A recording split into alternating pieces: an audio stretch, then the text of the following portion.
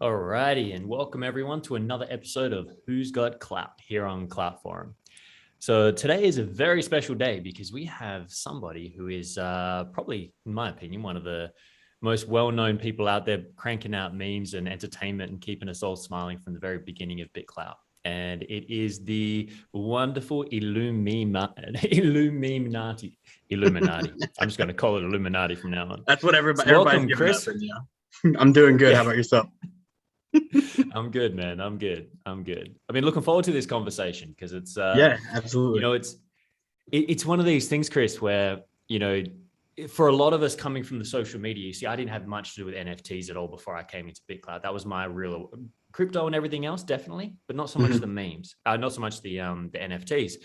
And so my introduction to that was BitClout, and you played a huge part in that, along with some of the other big players, and getting that out there.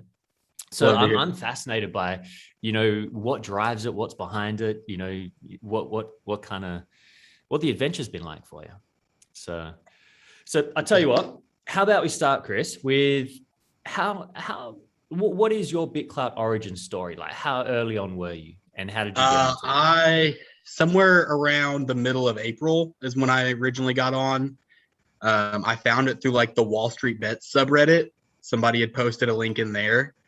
Because I was in on the whole like GameStop hype, and that was kind of what got me into crypto and everything. Actually, was the GameStop hype was where I started investing in general. So I found a link through Wall Street Bets, and I had already had my meme page on Facebook. I've got like 35,000 followers on there, and one of my buddies was like, "Hey man, eventually you're going to be able to make money off of this." And I was like, "All right, this sounds like a way to make money off of this." So I signed up, and I mean, even as just the meme page, it went pretty well. Obviously, it's kind of skyrocketed since then, but well, that's what's been amazing to watch, right? From an outsider's point of view, to see how, we've gone from this world where, stock exchange, all this, we used to be suits and ties and everyone was all proper. And now we've gone into this crazy world where it's like memes are like one of the things I trust more to get the indicator of where to look in life, right? Yeah. It's like, it's a bizarre thing. So have you always been doing memes? Like, is that something that... So I actually started memes after I lost my father. It was like a means of therapy for me. So I started a couple of Facebook pages and just kind of shit posted on there, honestly, and one of them ended up getting like 35,000 followers on it. And just from memeing, complaining about the world and the government and all that stupid stuff, so it was like therapeutic to me, and it took off. Yeah, I hear you. So how long ago was that? About 3 years. About 3 years ago. Yeah, 3 years in July. Yeah. No, it's something that, Chris, that I do in my own life before BitClout was, dealing with, what it takes to be human, really, and helping people move through and process things. And one of the most fascinating things that I discovered in my life was really seeing just how many ways there are to process emotion, right? And grief. And I think the world lacks that a little bit. And so I've always processed with comedy too. So it was very obvious step for me, in my opinion, looking back at it. Yeah. Absolutely. It's an old saying, healing the terminally serious. It was something I used to have as a byline for my circus company. And it makes me think of, I think that's why everyone resonates with what you share and resonates with memes in general. And that kind of, it's really that unspoken voice, right? That unspoken voice of people that are just frustrated with how we've ended up here. And then they see something like your post, and it's just, it kind of hits that bandwidth. Yeah. Yeah. So before we go deeper into BitClout, what's your background before that? Were you working with entertainment, graphics, comedy, anything like that? No, I've been working in sales and like marketing for 10 plus years now. Just a lot of business to business sales and stuff like that, which I think a lot of that has helped me now. Kind of like the networking aspects and the marketing aspects are helping me a lot now. But yeah, I had no experience with any graphic design, anything like that. I was just, whenever the NFT started, I was just drawing. I've drawn for as long as I can remember. I love to draw, and that's just kind of what I did. And yeah. No, that's unreal, man. That's unreal. And I it's think, crazy. And you're one of my favorite kind of people to be having on BitClout, especially in these early days when new people are coming on, to really just highlight, because it can feel sometimes coming on a new platform that, but Illuminati, he's been, he's something special, right? Yeah. And everyone's special, but it's nice to see that you built that. So yeah, absolutely. So when you came into BitClout, how long ago was that? So that how early on? About 6 months. That's 5, 6 very early on. Did you have the password link? No, I didn't. Gotcha. So it would have been just after that bit. Yeah, it was just after that, I'm sure. Yeah, absolutely. So when you came into BitClout, did you know people on the platform already, or were you coming on pretty fresh? No, I didn't know anybody at all. So you came from scratch? I came from scratch and just started making memes. All right. Well, you heard that, everyone watching this, okay? There's no excuses. Zero. No excuses. Interacting on the global feed, posting memes. And that was the gist of it. Like, yeah. How was it with your first memes? Did they get picked up pretty quick, or did it take a bit of effort?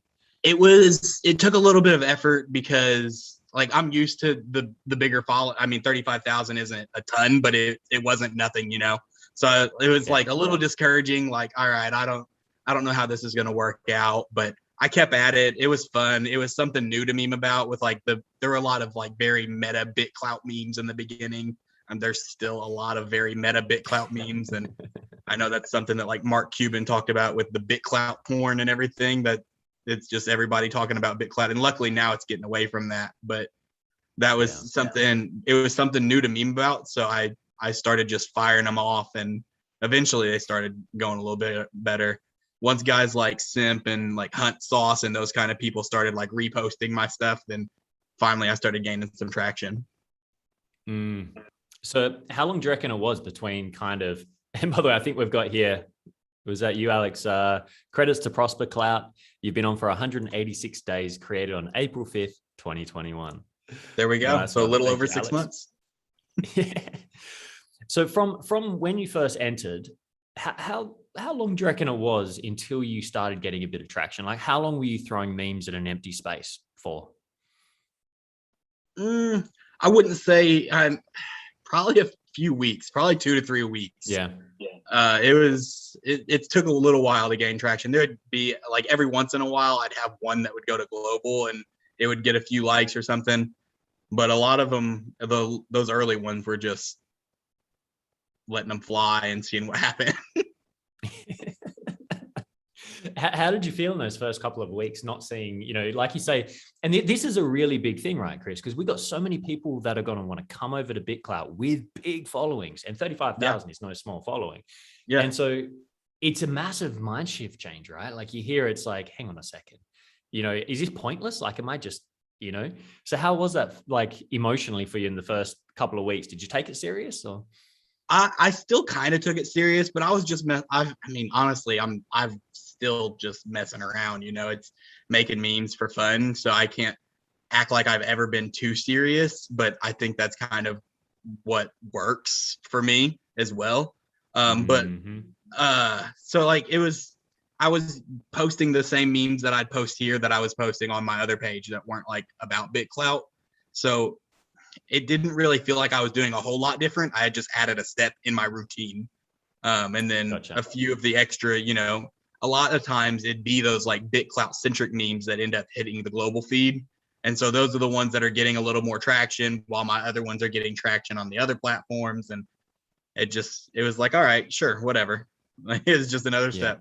And I got a couple of decent investments early on. Like I got a pretty sizable investment from like Mario pretty early. So it was like, all right, cool. And then I won one of the Designs to Sisters meme contests. So I was making, even though I wasn't getting a lot of attention, I was still like making money on the platform. And that definitely made it feel worth it. It definitely makes a difference when you start seeing tangible like rewards come through. And yeah, exactly. Yeah. And it didn't seem real at the time because you couldn't pull it off yet, but it indeed was. Hasn't that been the most insane ride? It's like every step of the way, it's like, this is all incredible if you can one day take it off the platform. If you can take it off, exactly. I think I'm making money from memes, but I'm not sure yet because I can't take it off the platform. It's such a surreal thing. That's amazing, man. And all right, so I want to ask you a little bit about the actually before we move on. So for people that are watching, and because this is one of the things I feel is one of those little speed humps for everyone is that feeling of like, you know, it's too late already, or the early, like someone could argue, well, Illuminati was on early. He got lucky or something like that. What do you say to that? Do you feel like, you know, there was an early movers advantage that's not there anymore? Or do you think we're still very much in that position? I think it's still super early. I think there's still a lot of people who are even super active now that are eventually not going to be. And there's going to be people taking those spaces. We're still super early if the platform succeeds, like obviously we all expect it to. Otherwise we wouldn't be here. So I do still think we're still pretty early in the platform and what all that could mean for the people that are joining still even now. Yeah. Yeah. And I think you pretty much just nailed it with the way you came in your approach as well, that not taking it too serious, right? And I think that's one of the mistakes people make is they come in thinking, people get really discouraged if they don't get the check mark or they don't get a big investment from the get-go, and just have fun with it. Like even if you're posting inspirational quotes for the global feed, just have fun with it. Absolutely, man. I think that have fun with it. That's kind of a mantra I've been holding on to for the last 6 months with the chaos in the world is like, hey, if shit's going to go down, let's have fun, right? Yeah, that's been the whole thing with it, you know? Yeah, yeah. And how has it been with the whole, where are you in the world, by the way? Forgot to ask. I am in the US. I'm in Indiana. Just Indiana? The middle of freaking nowhere, basically. There's cornfields that way, that way, that way, and that way. So man, I love the fact that you're in the middle of cornfields and pumping out memes to the world. Just yep, memes and lizard people, man. So now let's talk about the lizard people. Where did so I assume rowdy reptilians. Tell me about this. What was the inspiration? Where did that come from? So the original name of my page on Facebook was Daily Updates on Whether or Not the Government's Run by Lizard People. And just every day I'd get on there and I'd post, it is. And then I'd like randomly make memes. That started with my dad's death, honestly. Things happened and the person that ended up nixing him didn't get any repercussions for it. And I was really mad. And I was like, all right, I'm going to make memes about the police department. And then it kind of just like transpired into a whole chaotic situation. And so, yeah, it's, you know, there's always been jokes about lizard people running the government and conspiracy theories. So I kind of ran with it with a very satirical take of lizard people run the government. And that was the inspiration. Was I wanted to do like a series of like kind of counterculture lizard people that were like fighting the ones in charge, I guess. So, well, there's definitely that storyline going on out there. Yeah. You know, it's one of those things, you know, because I've been very deep in the conspiracy worlds and danced around it all and had a look. I mean, in the end, right, it's like, well, it ain't what it looks like. So let's be open to everything, right? Yeah, exactly. Especially this day and age, you know, with UFOs being spotted off Navy craft and everyone admitting everything. It's like, you know what? I've given up. I don't know. Anything's possible, right? At this point, in 50 years, the lizard people might just come up from the ground and be like, you made memes about us. And like, yeah, I did. Sorry, guys. Like, I don't know anymore. It started as a joke. Turns out you're their preacher. Exactly. You never know. I told the world about the lizard people before they came. Who knows, man? I don't think it's gonna happen, but I'm not putting anything past it at this point. I'm getting all kinds of visuals. We've got a whole TV series to make. Oh yeah, it's been up here the whole time, man. I can't even imagine just hearing it for the first time. Oh, that's unreal. So, which one came first? Was it the Rowdy Reptilians? Yeah, the first series was the Rowdy Reptilians. It was all actually based on a poster that I had done for the original meme page. I used it as like my logo and everything for a long time. So the very first piece that I minted was a poster with one of the lizard people on it that just said obey. And I did like, I think a series of 20 of them or 50 of them, something like that. And I kind of did that to gauge the interest, and then they all sold out. I was like, okay, cool. So let's see if this series will work then. And then obviously with the first one, I messaged Jake Udell and I was like, hey, I've got one of the first series on Clout. Would love for you to take a look. And he ended up loving it, and he bought number one, and then they popped off from there. Man, so you got Jake Udell bought the first one, huh? Jake Udell bought the first one. My buddy got the second one, and he flipped it for like $5,000, and it's crazy. Damn.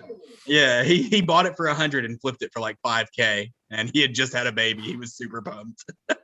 Oh, let's take a moment right there, just to appreciate how many lives have been changed in the last 6 months. Yeah, we've had a lot of pretty big resales, and that's just for me, you know, like there's so many people on the platform making money and being able to do this kind of thing full time. Like that's crazy. It's amazing. That is absolutely amazing. So where are you at now? Are you able to do this full time? Are you still working? I am currently doing this full time. Yeah. Pumping out kitties. I'm on Clubhouse rooms all day, chilling my projects. Pumping out kitties. Yeah. Doesn't quite sound right, Chris. It probably doesn't sound right, but that's about how it feels. Just knocking the way through these kitties. They're a lot of fun. I keep mixing them up, but it's full time right now, and it's super cool. That is incredible, man. And you know what I'm loving is this is the first platform that I've been a part of where when I hear and when other people hear of someone succeeding and breaking through and achieving that everyone's celebrating. Like there's literal, like all of us are happy for each other, right? It's like, excellent, you know, that we got one through the walls. Now who's next? Exactly. Just got to bring everybody with us. Exactly. Yeah. And we lead the way. And I think that's one of the things with early movers is there's that misunderstanding, I think, that happens from, you know, the so-called masses that think that, they're going to go off on their own. And it's like, well, no, we just have to break through the wall and we're going to clear the path and make it a little easier for when you get through. Yeah. Right? Yeah, absolutely. Beautiful. So you got Rowdy Reptilians and Crypto Kitties. So by the way, anyone who's watching, if you're watching live on YouTube, on Twitch, or you're watching the replay, we're going to be announcing an NFT giveaway from Illuminati, Chris right here. And I think as far as NFT giveaways go, yours has proven the track record of increasing in value every time. So I think this is a great giveaway to take part in. So keep watching to the end. Now, what came after Rowdy Reptilians? Because obviously that was a massive success. I remember seeing those on my feed, and it just made me smile every time. Yeah, absolutely. So after the Rowdy Reptilians, I kind of wanted to make fun of all the pixel art. So I started doing the pixel lizards, which was just pixelated versions of the lizard people. And then I did 50 of those. Let's see here. I've done a couple of, I love doing like anime drawings and stuff. I'm writing a graphic novel. So I did a small series of some like original characters that I designed. And then the Crypto Kitties, and then Crypto Kitties and DGen Ducks kind of came out in the same weekend. I'm not very good at planning. I'm more just good at being spontaneous and drawing. And so 2 projects popped into my head at one time, and so now we're rolling with it is what's happening. You just launched them all out, huh? Yeah, exactly. They just went for it. And I was very spontaneous. I ended up making the pages and dropping a little bit of money into the pages to get them some attention. And then people started aping in right after me, seeing what was happening. And so that's where we're at now, is Crypto Kitties and DGen Ducks. Knocking it out. That's unreal, man. So all right. So there's so much I want to explore here, Chris. So first things first, what's your feelings of the NFT community here on BitClout as opposed to elsewhere? Like what's your experience? I've actually never done NFTs elsewhere. So I can't answer that question. I know it's very odd. For the first time the other day, I had someone hop into one of my Clubhouse rooms for an NFT auction and was like telling me I wasn't going to make real money on BitClout, and was like saying I needed to move to OpenSea and stuff. I was like, bro, I've already made real money on BitClout. Like you take this away from me. Like it's already mine. Like, so You yeah, lost that that was really argument weird. before So you I don't started. know. Yeah, like I don't know what was really going on with that. That's the only impression I've got from other places was no, we're the only place. So I don't Yeah. really know, but I love the NFT community on BitClout. I've been loving all the clubhouse rooms that have been going on for drops and stuff recently. It's super nice to see everybody getting together and supporting each other. Um, so yeah, I love how supportive the NFT community seems to be. Like even if people aren't bidding on the NFTs, they're in those clubhouse rooms. They're bringing positive energy. It's super nice. It's so refreshing to see that, and it's unreal. So, and is there do you get much politics in the community at all, or is it pretty generally supportive all around? I haven't had a lot of issues. Um, you know, something starts to be successful, there will be a few people pop up acting like, you know, they hated it before it was cool or something like that. But I haven't had a lot of issues. Honestly, I had some people telling me the kitties needed a redesign in the beginning, so I redesigned them, and I haven't had any issues since then. Yeah, gotcha. Now that's great to hear, man. All right, so it's just like this wonderland. Like it feels like on BitClout, like we could be a 24/7 and just go forever exploring all the different crevices in this concept that we're dancing with. So we got the NFTs. You found your way. How did you find your way into the NFT kind of BitClout community? Were you just like looking for clubhouse rooms and searching yourself? I actually so after I had done the rowdies, it kind of got quiet for a little while for a couple weeks on BitClout in the NFT space. And then there wasn't a lot of action on Clubhouse in general on BitClout. And so whenever I started the Crypto Kitties and the Degen Ducks, Cyrus, Abraham, and I decided that we were going to do like a launch party on Clubhouse. And it really kind of got people out of the woodworks for those Clubhouse drops and the auctions and everything. So that was, I was kind of trying to find a way to bring the hype back, and it's nice. Working a little bit. Like we get 20, 30 people in a Clubhouse room every day. So it's super cool to see it picking up again for sure. That's unreal, man. What time is the Clubhouse normally for people that want to tune in? I'm putting you on the spot there. I'm super sporadic. I can't stick to a time. Usually I'd say either like 10 or 11 Eastern, anywhere between 10 and 2 p.m. Eastern Standard Time would probably be a good time to just randomly look and see if I'm in a Clubhouse room.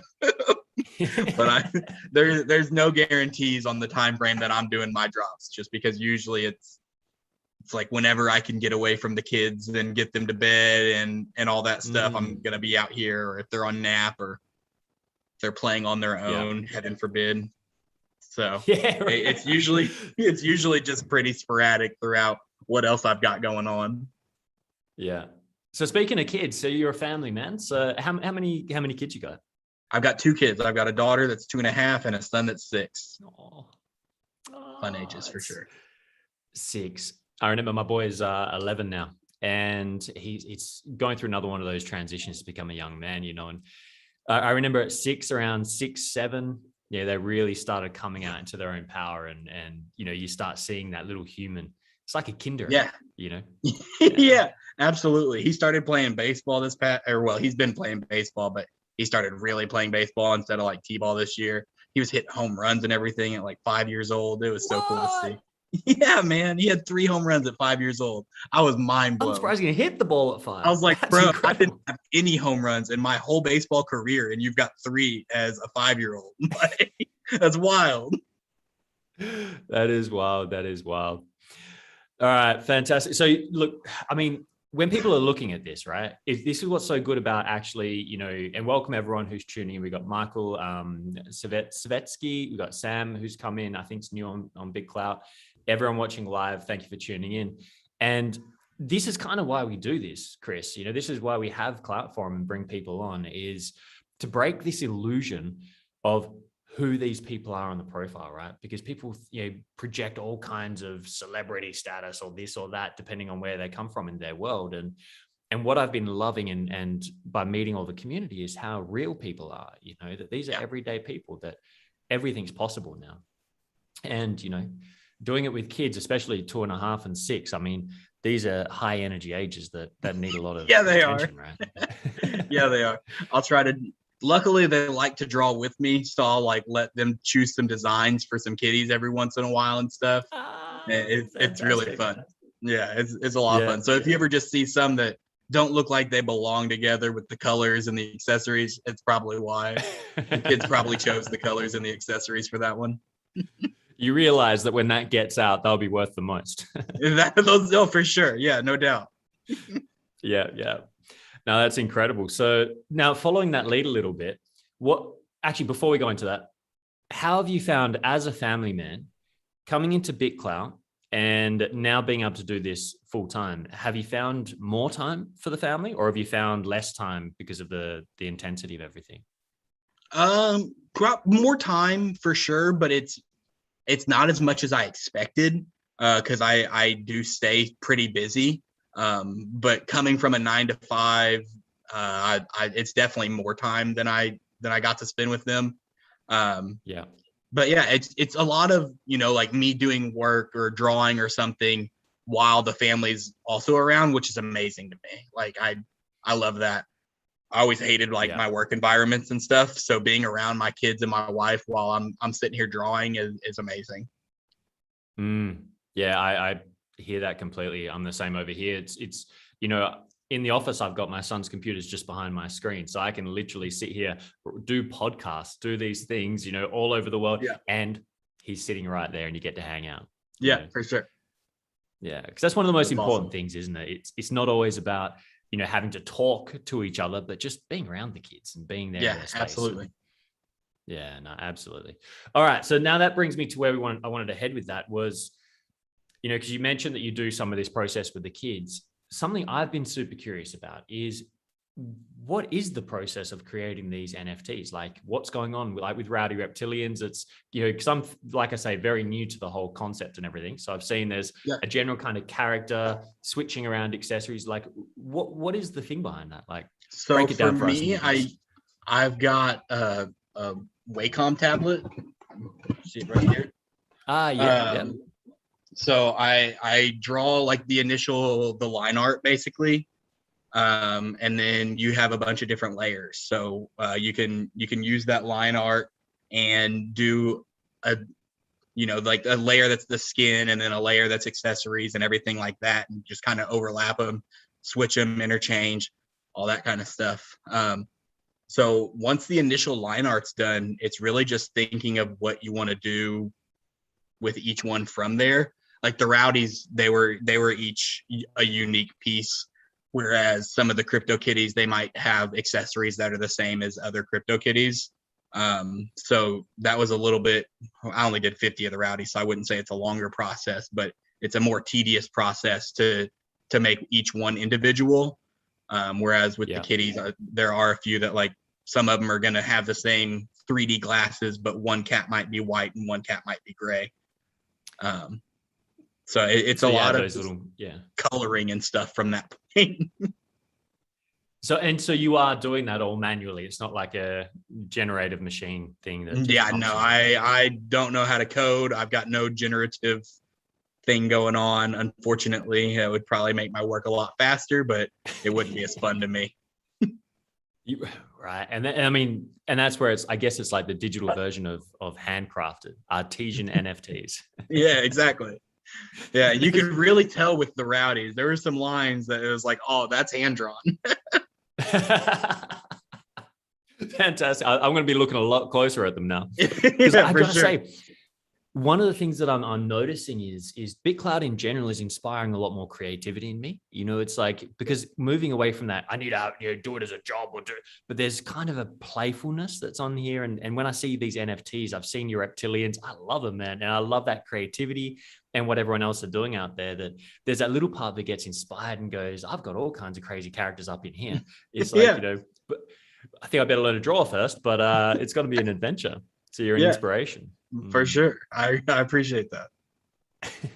So from here, what's your thoughts going forwards from here? Have you thought much about where Illuminati is heading, or kind of just going with each moment? I've got a project name in case I want to, after the kitties and the ducks, do something else. But I don't have a lot of plans. I know. So like the kitties, we announced breeding for the crypto kitties. So if you've got a male and a female, you'll be able to burn those two together along with a third like NFT that's going to be made specifically for the purpose of breeding. And I'm going to craft basically one based on the accessories and the attributes that each kitty that was burned together was made. And then with the Degen ducks, we're working on some use case. I don't like to talk about it because it's not super finalized, but Michael Joseph loves to talk about it. So we're trying to figure out something with like Clout poker for the Degen ducks. I think we're gonna have possibly like exclusive tables or something for owners, but we still have to hammer out details. Michael dropped that bomb on me the other day in a clubhouse room. And I was like, man, we haven't talked about that. He was like, yeah, but we have talked about it. I was like, okay. All right, that's fine. Whatever. If you're good with it, I'm good with it. So let's go. Let's keep rolling. Yeah, exactly. Yeah. I think that's just the way it's all working at the moment is, it's like Alex and I. So for those that watch, Alex Roken, who'll be coming on in a moment to ask some questions, the founder of Clout Forum, and together we've been doing the interviews, podcasts, everything. And it's a bit like that, isn't it? You just have to be moving on your feet. You have to trust each other. You have to you can't micromanage this process. Otherwise, by the time you make a decision, the boat's gone, Yeah, for sure. Your MySpace. Yeah, exactly. You just got to keep rolling with the punches, whatever happens. Yeah, indeed. So, all right. So you've talked about it. Clubhouse is one of your favorite places to do your drops, right? And get involved. So people that want to get involved in NFTs, do you have any tips for them? Like, how to, if like myself, even that's curious from never having had that experience to getting involved and taking part. What would be your like top tips? Top tips would, my biggest thing is to just make sure that you are getting out there in those clubhouse rooms, because a lot of those people are probably going to be some of your first collectors. If you are, they're in a lot of those rooms. They're listening to what you have to say. If you're putting together work that you think should be appreciated, then other people will probably appreciate it as well. Another one that I always make sure to tell people is to just shoot your shot, because I did not expect a message back from Jake Udell, but he messaged me back anyways. And then the rowdies took off. So shoot your shot, because you don't know who's going to end up liking your work. Just think we need that as a little clip. And big shout out to Jake Udell. We got to make sure we tag him in this post. He's been on Clout Forum in season 1. I swear. And Jake's a real one. Guy. Yeah. It's changed my view of so many things, Chris. Like, of how social media, we create these illusions of who people are. And then, BitClout has been one of those great discerners, right? Where to take part in it, you have to be a certain kind of character, a certain kind of openness and faith in humans being better than what Facebook puts them out to be. And it's been amazing. For sure. All right. So I tell you what, Alex, I believe you've got a few questions for this man. I dare say, I reckon you got a few this round. Chris, I'm stoked to have actually met you in person. So thanks for making the time. We're not done yet, everyone. We still have many more questions that are coming at this guy. And after Alex, we will go into the NFT giveaway. So perfect. Chris, thanks for my section of this. I'm going to hand you over to Alex. Absolutely. And then I'll come back to you after. Sounds good. It was nice to meet you, man. Thank you, Mark. But it's always you are in my section as well. You can join in any moment, and it. So speaking about, you talked about how your reptilians has got your success, and it was the moment when Jake Udell bought your NFT for 5,000, right? Jake actually bought it for 500. It was somebody else that bought my buddies that he bought from me for 5,000. Wow. So how did you spend the evening when you got this first huge amount of money on your bid? So whenever Jake, so what had actually happened, Jake, I was about to go to bed whenever Jake had messaged me back, and I was in a clubhouse room with a bunch of the like kind of meme people, I suppose. So like methamphetamine and Brock Pearson, Clay Oglesby. We were in a clubhouse room. I was like, guys, I think Jake's about to buy the first Rowdy Reptilian. You might want to buy into my coin now. Kind of like joking around.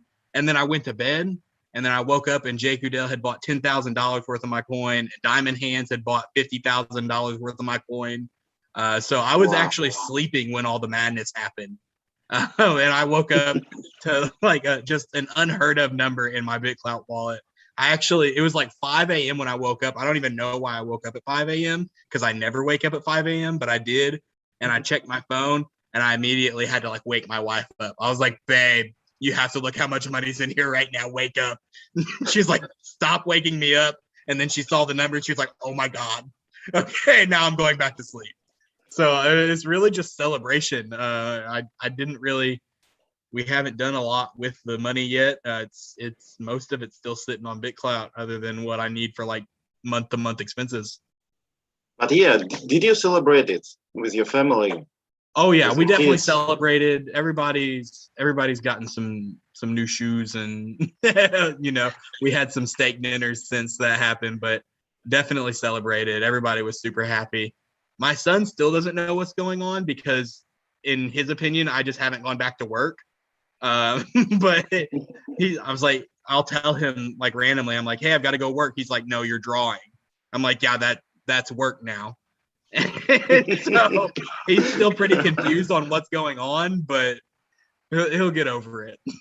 Wow, awesome! This is a story of yeah. I'll jump in just there, Chris. That is the best thing I've heard for so long, because to me, it's reframing what work is and how exactly. We can make money. I change that. One of my favorite things about this is that my kids might be able to see that they can earn a living doing something they enjoy. That's one of my favorite things about this happening. Awesome. So yeah, I couldn't agree more. Yeah, and it's very important to celebrate these milestones, so you have a memory, and then you can go back to this date in next year and celebrate it again. So this is the start of your new job. For sure. Yeah. So I know you have this new project called CryptoKitties that has been there for a while, but we've checked your website about it, and it's pretty awesome. You have a good strategy, like male, female, gender CryptoKitties, and you have some breeding mechanics. Could you explain it to viewers? So how it works? Absolutely. So the website, it was only the third website I've ever made, so that was fun. So for the kitties, the black noses are females, and the ones with colored noses are males. And then there's like 4 kitties where the nose is actually covered, and I've just considered them genderless kitties, and they can be used as either because I'm not going to try to figure all that out. They're genderless kitties. And then those 2, a male and a female, or a genderless in either, can breed along with a special NFT that be minting whenever we are like 50% done, 75% done, something like that. They'll be able to be burnt together to get an exclusive crypto kitty that will be a one of one. There's not going to be any, accessories being reused in any of these, anything like that. Also going to be more in my art style, like the Rowdy Reptilians and the DGen DeSo, rather than like the super kind of cutesy art style that the crypto kitties are in. They're going to be a little bit more like comic book style, like I like to draw. So yeah, and then we're also doing like coin giveaways and DeSo giveaways for owners of the crypto kitties and stuff like that. So we're super excited. I'm super excited for it, and it seems like the reception's been super good so far, at least. Yeah, it looks really cool. Awesome. Appreciate it. In the future, because I see it has great potential and could become more.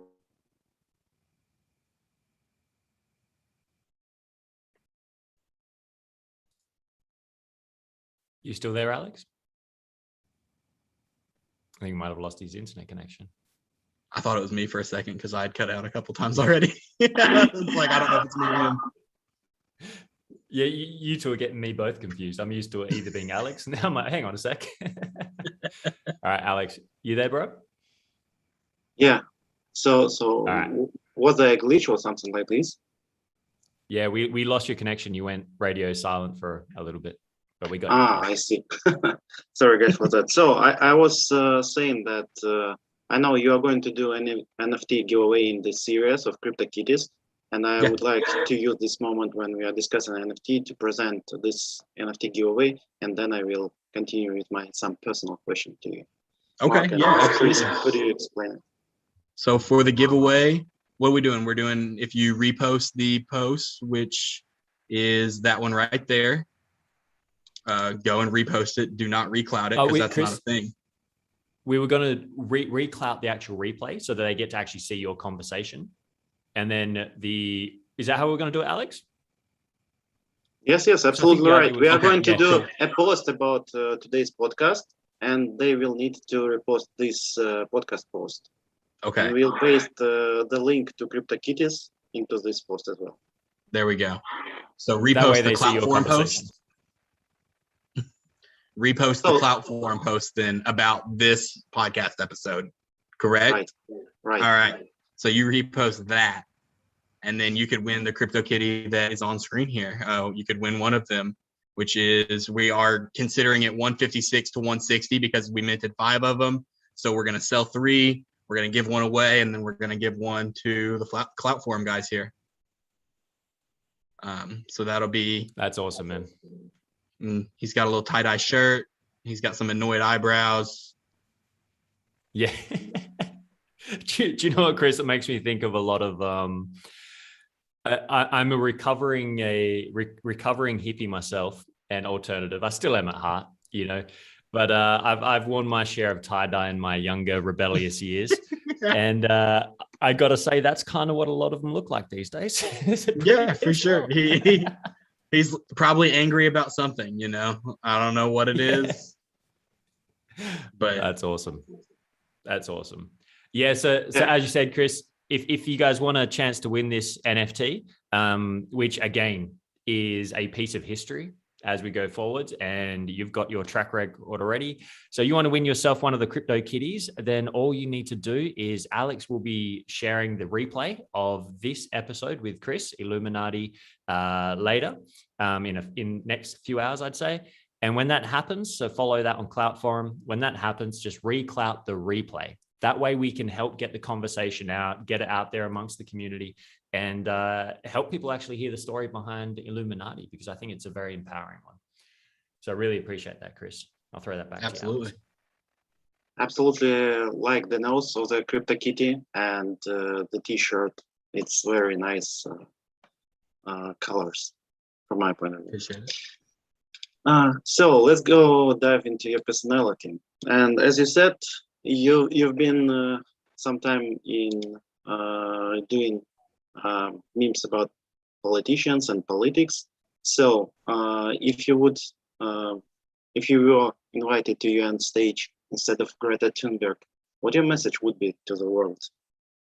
To the world about taxes and politics and all that would just be, in my opinion, we need to help our fellow man and woman, obviously. But that's kind of been the whole point of my page, is that there's not enough being done to help people. A lot of it seems like, especially in the US, I don't know where it is, how it is everywhere, but it seems pretty much like everybody's spending money on bombing each other and keeping the politicians paid and happy, that there's not enough for the citizens. And it's just kind of about that. I see a lot of it here in my home city, and I make memes about it from city council level up to the president. So it's just, I think there's not enough people who want to help their fellow people and leave a good planet to the next generation. Wow, that's strong. So let's switch the topic and go to to talk about the jokes. So, do you have a favorite joke that you are telling people that you like? A favorite joke? I can't say that I have a favorite joke. Maybe most used. So, there is always some joke that you are using quite often. I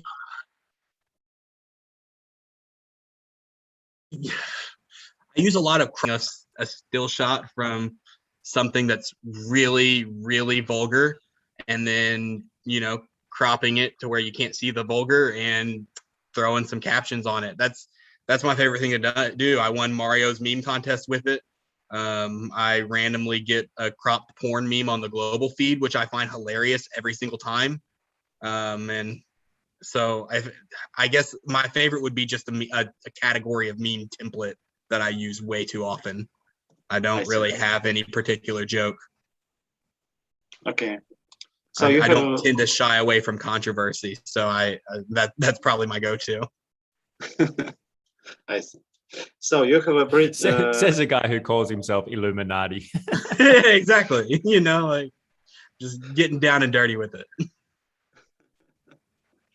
You have a pretty nice head cap, by the way. Is it your favorite one?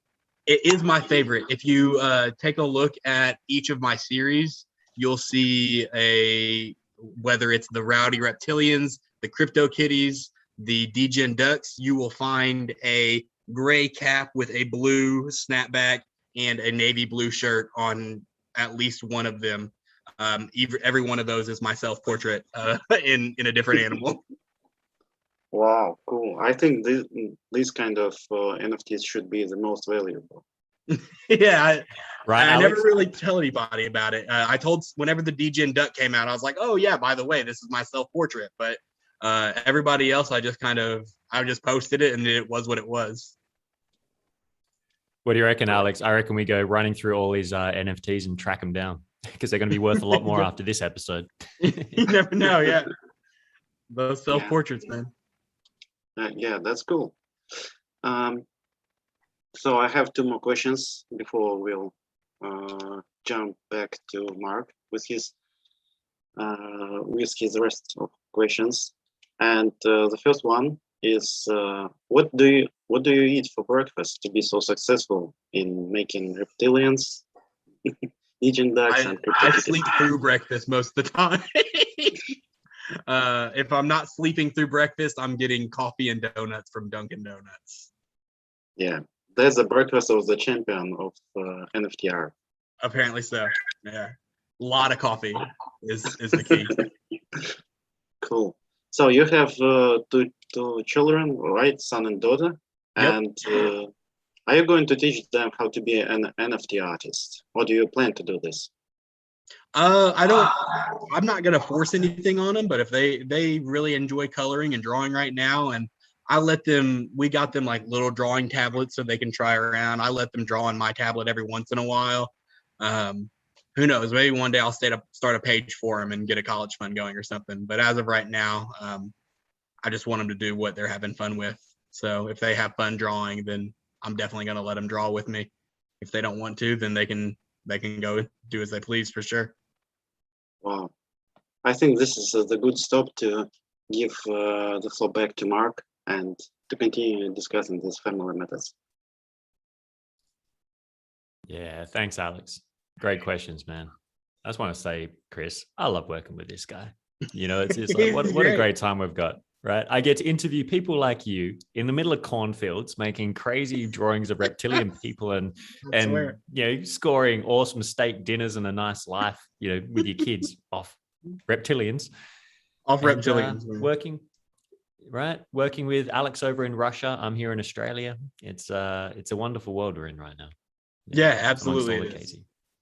Nice. Super cool. So I tell you what, coming towards the end of the podcast, as we come for a landing, what are your thoughts for the direction that we're heading with DeSo, with BitClout? Like, I mean, I feel the positivity in you. So what do you see for the future of this as it moves forwards? Hopefully it's the future of social media. I've heard a lot of really good things about what Jim is building. I haven't got to see anything, but I'm super excited to see that. So I can't wait. I've heard about a potential Coinbase node. I can't wait to see what that has in store. But I think cryptocurrency is the future of money. So I don't know why there's any reason that it wouldn't be the future of social media as well if it's all being done right. And I can't say many bad things about how we're going so far. So hopefully we take off. And I think we're probably a couple years away, in my opinion, from like mass adoption, but that's not a bad thing. That still just means that people can get in early and everything. Is that reframing, right? Really reframing the opportunity and realizing, like I saw just now before, getting on this morning, because it's 9 a.m. this morning when we started this podcast here in WA. And it was watching the coin price of DeSo price, down to like 120, 115, 117 last I looked. 117. Yeah. Right. And it's funny that for a lot of people, depending on how you frame it, right? For some, you watch literally the news feed slow down, the posts slow down. And it's like, what? Yeah. For me, I watch in my gut, there's a little FOMO thing that kicks in that goes, God damn it, I've already put all my money in. It's like, where's the rest of it? Give me more money. What can I sell? That's where I was. At like $63, I was still like making the pixel lizards, and I was selling pixel lizards for half a clout. And I was like, all right, this will be all right, And then I was like, but all the money I had was already in my BitClout wallet because I'm selling NFTs. Like, I didn't take a lot of money off. Actually, I don't think I took any money off from the original Rowdies other than like the very first sale or something, because I was in between jobs at that time. And so I had just more money than I had in my savings, my checking, any of those accounts just sitting in BitClout. I'm like, I'm just going to let it sit here. Like, this is a great savings account. I don't think it's going to go much lower than $50. We'll be all right. And then it kind of shot back up, and yeah. Absolutely. Yeah, I think you gotta. I think during those like bearish times are when you have to be the most active, because that's when you're really going to be able to build. Like, the few people that are there are going to see that you're there. Right. It's actually interesting. That old saying. What does it be? What does it be when the market's fearful is when you should buy? I'm butchering this quote completely. I know you're talking about. Buy when the market's fearful, sell when it's. So when everyone's and in a way, greedy. Right. Yeah. And in a way, it's like, I just kind of, as you were saying, that kind of clicked that it's kind of the same in decentralized social media. It's like, when it's quiet, that's your best opportunity. Like when the price is down, everything's quiet, you've got a chance of getting to meet people, hanging out, meet Jake Udell, meet these awesome people that are coming on. But as soon as it gets noisy, you're going to have to bring your own community and just kind of like, Yep. Yeah. Absolutely. Nice, man. All right. Well, Chris, there was one last thing that came up the other day. I was in a call with the incredible Zuby. Zuby will be joining us in a podcast session soon. She's over in India with Via Bali doing some amazing things. And they do some sessions of, just educational things. And I was doing a little basic thing of finding your voice on BitClout. And there were a few photographers, et cetera, on there that are doing NFTs. And one of their frustrations was, getting those NFTs out there, getting it seen. Because obviously there's a bit of a most understated thing I've ever said today, a bit of a meme culture on here. Yeah. I think it fuels the entire thing, right? Yeah, but just a little bit. Do you have any advice for photographers and NFT makers, artists, etc., that aren't doing collections like the reptilians and crypto kitties, etc., in helping get their work out there? Is it a matter of time, or is there something they can do now? Maybe a matter of time, maybe just still making sure that your voice is heard, getting in those clubhouse rooms, something like that. Because I know a lot of, like I said, that's where a lot of collectors are hanging out, is in random drop parties on Clubhouse. If you're looking for like the Monica Rizzoli sell, that was like something ridiculous to ape season, then that might just be a shoot your shot opportunity, send messages and everything. But otherwise, I think it's really important to just kind of build your following base before you can even I don't want to say before you can start minting and selling, but I think that part is super important. Like you've got to have people wanting you to succeed before you can start to succeed for the most part on the platform. So yeah, I'm hearing you, man.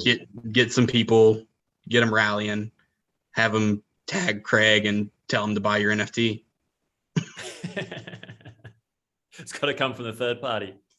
And I think you've touched on something here, which I think is a fundamental element that's important for everything we do here, which is trust, right?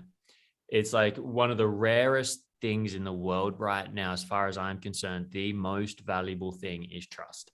And we don't trust our governments anymore. We don't trust our economics. We don't trust our, there's so much has just been thrown to the wind. And when we've come on BitClout, that's something that I've seen is that we're building a trustless environment, but then you still need, if you want to have an exchange, you still need that trust with the person. And these conversations, like taking part in, coming on interviews, getting to meet people, being just in the chat, like we've got, people that have joined us in the live chat or on the YouTube, when we see your name, when we see you commenting genuinely and taking part, you're growing trust, right? And that's where the more trust that you get, like, because, I'd never met you in person, but with all the engagement I'd seen of how you'd be engaging around the place, you had my trust. Like I was like, this is one of our family, right? Yeah, for sure. So I think that's a key, is really build that trust through relationships. Yeah, absolutely. Nice.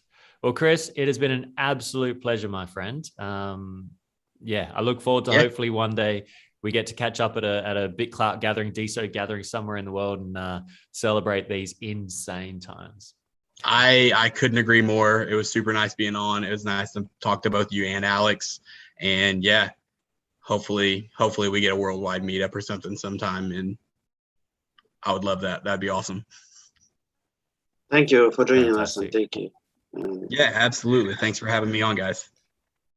Yeah, Alex, thanks, man. You're a legend. Don't forget, everyone, share the replay that Alex will get up in the next hour or so and go in the chance to win that epic little crypto kitty. Follow this man's work. You can follow him on Illuminati. You will see it on the replay. Make sure to follow him, check out his work, and